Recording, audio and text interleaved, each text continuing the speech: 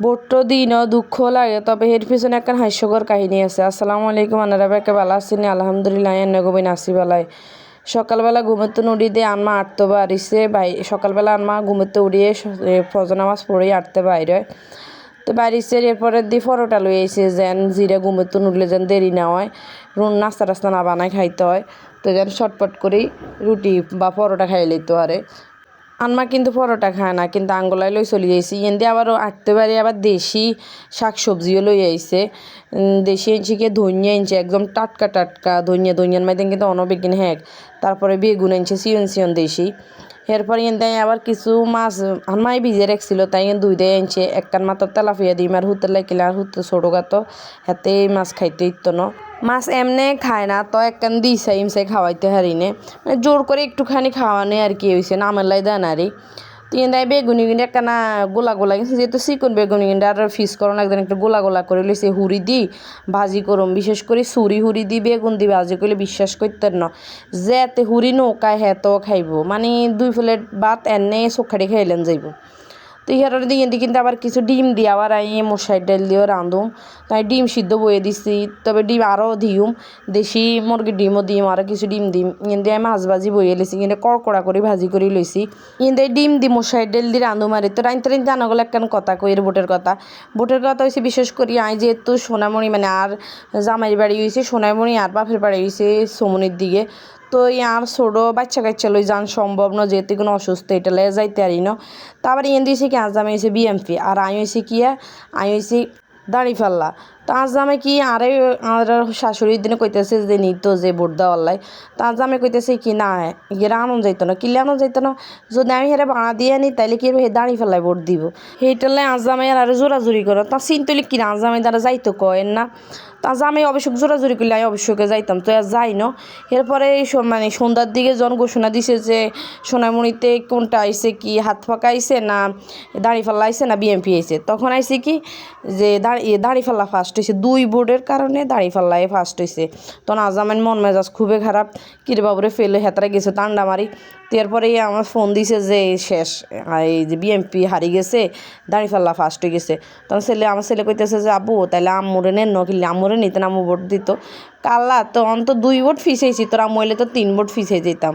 আমি মনে মনে চিন্তা করতেছি কি না আজ আমি এরা যাইতো কেনা, কিন্তু আজ আমার দেন হেডের ভিতরে দিন এইসব কাহিনি আইতে কইতে ইত্যার না।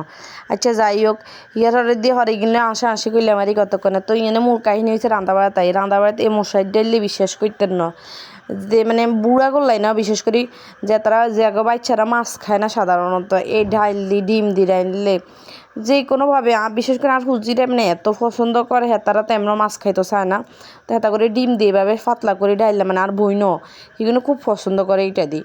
এমনি কিন্তু শুধু রাইনলে কিন্তু এত পছন্দ করে না, সাথে ডিম টমেটো দিই রাইনলে একটু ফাতলা না একটু মাখা মাখা স্টাইলে রাইনলে আর কি ভালোই লাগে, আমার কাছেও ভালো লাগে। আমি এনে কিন্তু মশাই ডাল এতটা খাই না, তবে আমার কাছে এইভাবে রাইনলে ভালো লাগে। তবে এটা বাচ্চা কাচ্চাগুলো বেশি যেতাগো বাচ্চারা মাছ খায় না হেতাগুলো বেশি ভালো আর কি। মোটমিনি বেঁকে মানে খাইতে এটা খুব পছন্দ করব। ইয়ারে দিয়ে আর ইয়াদি ডাইলে হয়ে গেছে এর গণে, তবে আমি ভাগাত দিতাম না, কিন্তু আমি তেল রে চাই অনেক কমাই খাইতাম। আমি তেলের পরিমাণ অনেক কমাই দিছি, চেষ্টা করি যে তেলের তাই দূরে থাকতাম, মানে এসব বদ অভ্যাসটা একটু তেল জাতীয় জিনিসটা একটু দূরে থাকতাম চাই।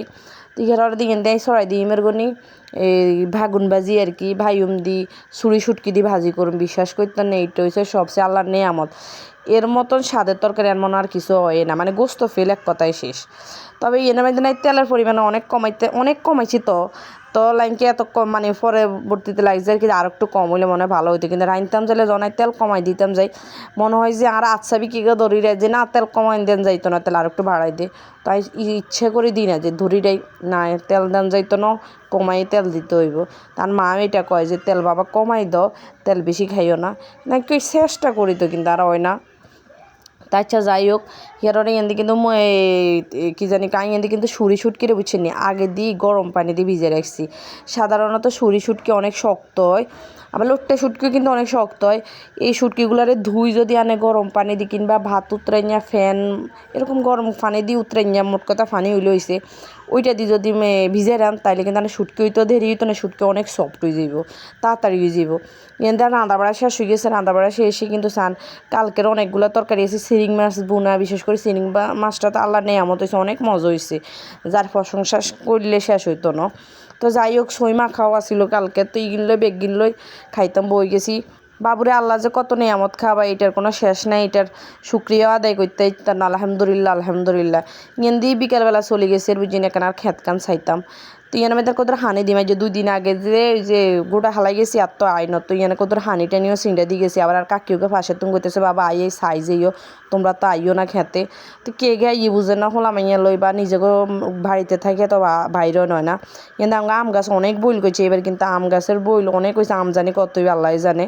আসলে জায়গাতে যা নয় না বুঝিনি, সাইডে গাছপালা মনে হয় যে অন্ধকার বন জঙ্গল হয়ে গেছে এই আর কি, দেখার মতো কেউ নেই। তো ভিডিও এখানে শেষ করছি, ভালো লাগলে লাইক কমেন্ট শেয়ার করে দিন। আল্লাহ হাফেজ।